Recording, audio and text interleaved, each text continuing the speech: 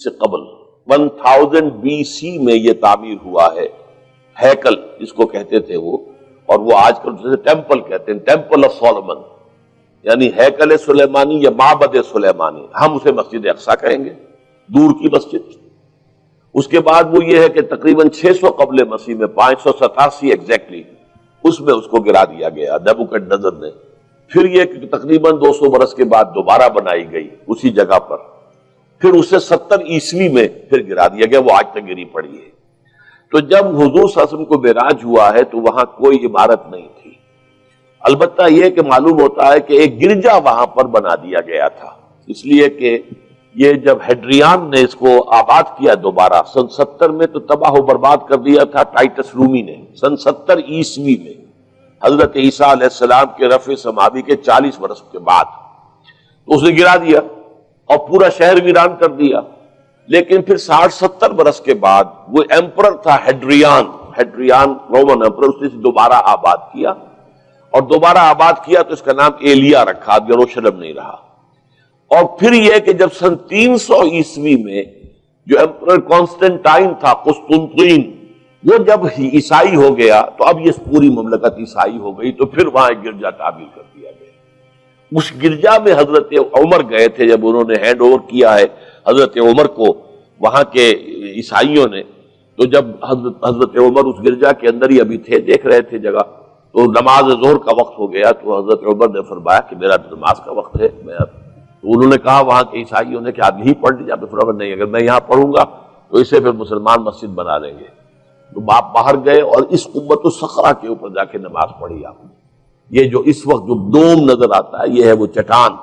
اور یہ بڑی اس کے اوپر گردہ وردہ پڑا ہوا تھا، کچرا وچرا تھا، اسے صاف کیا اور اس پر آپ نے نماز پڑھی،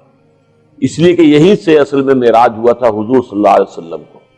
تو اب اس کے بعد جو عبد الملک ابن مروان نے وہاں پر وہ قبہ بنا دیا ہے جو قبۃ الصخرہ کہلاتا ہے۔ البتہ اسی احاطے کے جنوب کی طرف ایک مسجد بھی ہے، بڑی مسجد ہے، وہ مسجد اقصی کہلاتی ہے، وہ اب مسجد ہے۔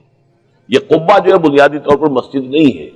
یہ تو یوں سمجھیے کہ جیسے کوئی ہمارے ہاں مقبرہ ہوتا ہے، درمیان میں قبر ہے، اس کے اوپر بڑا سا گنبد بنا دیا ہے، چاروں طرف جو ہے زائرین کے لیے جگہ ہے،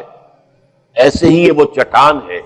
کہتے ہیں یہ چٹان جنت سے آئی تھی، جیسے کہ حجر اسود جو ہے جس کے بارے میں روایت ہے کہ جنت سے آیا ہوا ہے پتھر، اس طرح یہ چٹان بھی جنت کی ہے۔ بہرحال یہ بہت بڑی ایک چٹان تھی، بڑا پہاڑ کی مانند تھا یہ، جس کے اوپر کے پھر ہیکل بنایا تھا حضرت سلیمان نے۔ اب ہوتے ہوتے وہ چھوٹا رہ گیا ہے، جیسے کہ اب کوہ صفا کوہ مروہ اب کیا رہ گئے، کچھ بھی نہیں ہے، ان کا نشان ہے صرف کہ ہاں یہاں کبھی ایک پہاڑی ہوتی ہوگی جس کے کچھ پتھر جو ہیں وہ نظر آ رہے ہیں۔ اسی طرح سے وہ ایک چٹان ہے، اگرچہ بہت بڑی ہے کوہ صفا اور مروہ کے مقابلے میں، تو اس کے گرد ایک پلیٹ فارم سا بنا دیا گیا ہے اور اس کے اوپر یہ قبہ ہے۔ تو یہ ہے اصل میں جو کہ حرم شریف کہلاتا ہے اس وقت، اور سارا جھگڑا جو ہے یہود کا اور مسلمانوں کا وہ اس پر ہے۔ ورنہ یہودی براق جو ہے، جو یہودی وزیر اعظم ہے اس وقت، اس نے یہ آفر تو کر لی تھی کہ ٹھیک ہے مسجد اقصی موجود رہے اور اس کے اوپر جو ہے کنٹرول بھی فلسطینی مسلمانوں کا رہے، لیکن یہ قبۃ الصخرہ پر نہیں ہے، اس لیے کہ یہ ہے وہ جگہ جہاں انہیں اس کو گرا کر اور اپنا تھرڈ ٹیمپل تعمیر کرنا ہے۔ یہ انہوں نے اپنے یہودی جو مذہبی عناصر ہیں انہیں رشوت دے رکھی ہے کہ باقی ہر معاملے میں تم ہمیں اجازت دے دو کہ ہم نے سینائی واپس کر دیا، ٹھیک ہے، گولان ہائٹس بھی واپس کر دیں گے شام کو، اور اسی طریقے سے ویسٹ بینک وغیرہ پر ہم ایک فلسطینی ریاست بنا رہے ہیں، تم اس کی اجازت ہمیں دے دو، لیکن ہم یہ جہاں تک یروشلم کے بارے میں ان کا کہنا تھا کہ یہ ہمارا جوائنٹ ایک ہی متحدہ دارالخلافہ رہے گا، عربوں کا کوئی تعلق اس سے نہیں ہوگا، یہ پورا کا پورا ہمارے پاس رہے گا، اور پھر یہ کہ یہاں پر ہم وہ بنائیں گے اپنا ہیکل۔